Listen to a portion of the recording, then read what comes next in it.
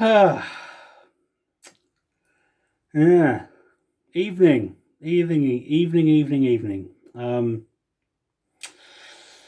Yeah, well, why we're all here. I wasn't going to do a video about this tonight, but what can you do? Some losses gloss off, and some losses stick with you for a while, and this one will definitely stick with me for a while. And I think ultimately, at the end of the season, that might be the main one we look back at with the all ifs, whats, and maybes, or ifs, buts, and maybes, if I can say the word properly.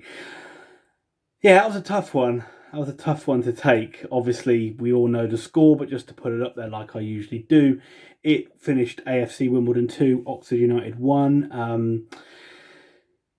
5 minutes of badness, if you could even call it 5 minutes, a couple of minutes from a game Oxford seized control of in the second half. Everything looked amazing. Everything looked rosy. Scores elsewhere going our way. Yeah.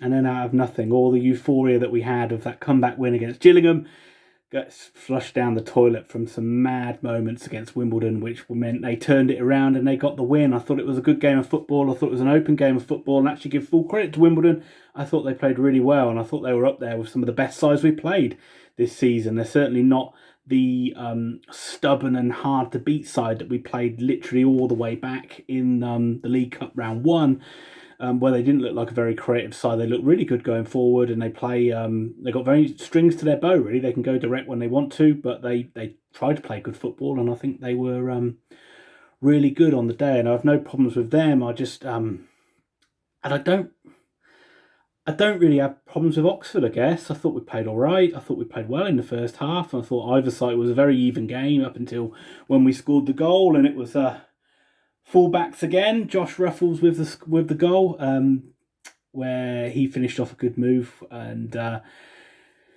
that point, you thought we were the ones that were going to seize control of it. I was texting my brother because he was the one who predicted Ruffles to score the winner, and I said, "Oh, you've nailed it!" But it wasn't to be. We couldn't build on it, and I guess then we just have to talk about what happened. Is Wimbledon broke, and they won. I think it was I can't remember the name. He's got a double-barreled name, isn't he? Walker Guinness, is it? Guinness Walker. That's it.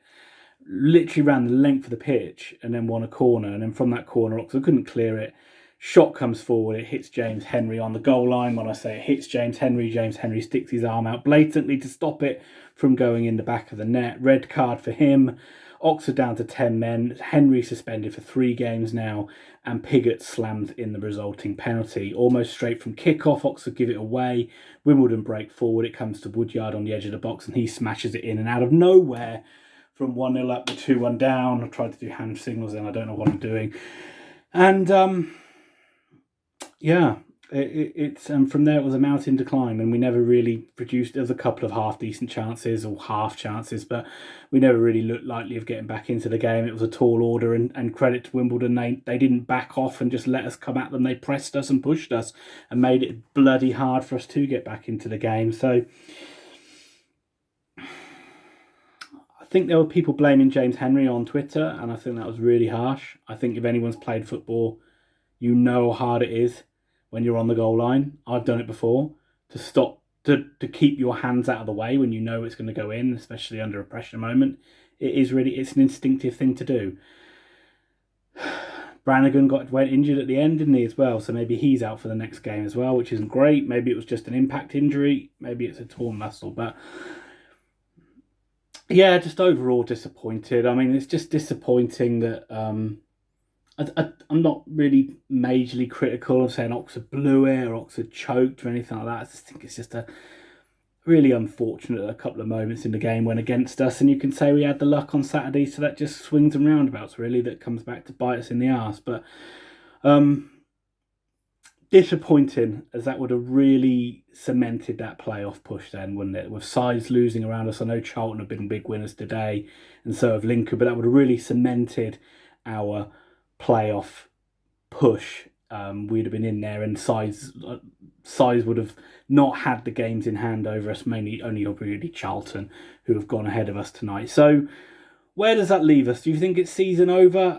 You're more than welcome to think that it is, and I'll be understanding if you did, and put your comments down below if you do think that that is it, and that's our last chance saloon gone. I mean, what can we do? All Oxford can do now is go into these final 3 games and try and win them, try and get 9 points out of 9. That almost has to be a given now. If we've got any hope of getting into the playoffs, it has to be 3 wins from these last 3 games. And they're not going to be easy games. I mean, Plymouth have been battered today by Charlton. They're going to want a reaction in the next game as well. With Oxford missing a few players as well, we're going to have to juggle the pack. And then we've got Shrewsbury, who want revenge on us because they played them recently and they beat us. And then we know Burton have been a stubborn one at the end of the season. So, as I said, from my point of view of being removed from it, it's going to be one of those ones where it's going to be the ifs, buts and maybes at the end of the season, where we're like, oh, if only maybe we'll be saying, if only we got a point in that game, that could have been enough. But at the moment, 3 wins takes us to 74, and you're not quite confident that's going to be enough at this stage to get us in there. Lincoln look like they've got enough, going to get over that mark. Charlton probably do. Blackpool probably do. So it's tough. And as I say, we've just got to stick with it. It's a fantastic effort from the players to get back into that promotion picture. And it isn't just one, it's results over a season. It isn't just one result that ultimately has condemned us to not being in the playoffs. But it's just difficult to take at the moment. And, do a couple of things. I mean, do you think that maybe Adji should have started the game instead of Shadipo? Shadipo didn't really offer much. And do you think that maybe Robinson should have made the substitutions earlier than he did? Like, should he even have made them even though we won't 1-0 up? I know it's hindsight, but those players still looked a little bit gassed. I thought Elliot Lee had a really good game, actually. And again, just going back to those people, some people were writing on Twitter, 2nd season in a row that James Henry's cost us promotion. One, what did he do wrong last season? What, score a goal in the semi-final against Portsmouth that got us through?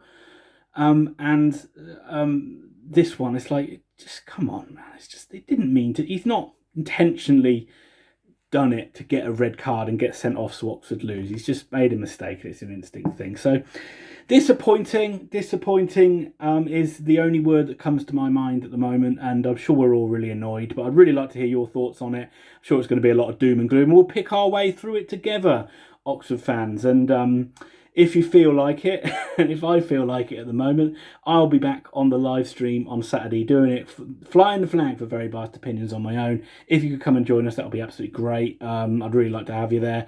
And who knows, the last time we thought it was season over, we went and played a Crew side and we absolutely battered them. So if anything else, we might get a high-scoring Oxford win to enjoy, even if it is season over. But let me know either way. Give this video a like, subscribe to the channel, all that jazz. I'm going to go and cry into a pillow quietly and weep away the night.